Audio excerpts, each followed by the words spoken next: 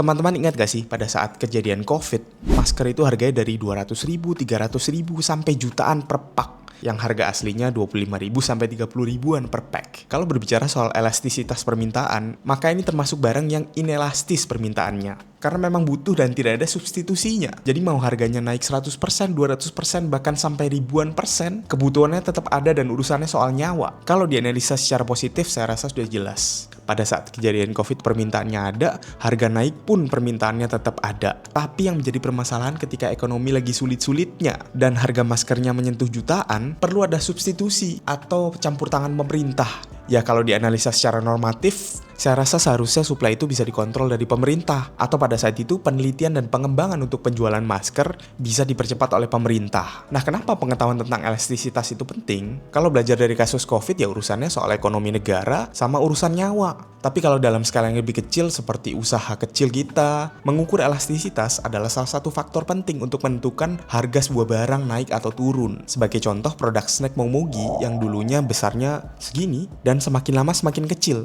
Itu adalah bentuk strategi Momogi yang tidak mau mengalami penurunan permintaan. Takutnya ketika harga dinaikkan, permintaannya jadi turun. Sehingga strateginya adalah mengurangi isi dari produknya. Atau dengan mengukur elastisitas, kita jadi bisa mengukur juga mau menaikkan harga barang ke harga berapa. Atau menurunkan harga ke harga berapa. Jadi dengan kita bisa mengukur ini elastis atau inelastis permintaannya, bisa berpengaruh juga terhadap strategi kita menentukan harga barang. Contohnya pada saat saya kemarin naik gunung, harga air mineral itu di harga 25.000 untuk botol 600 ml.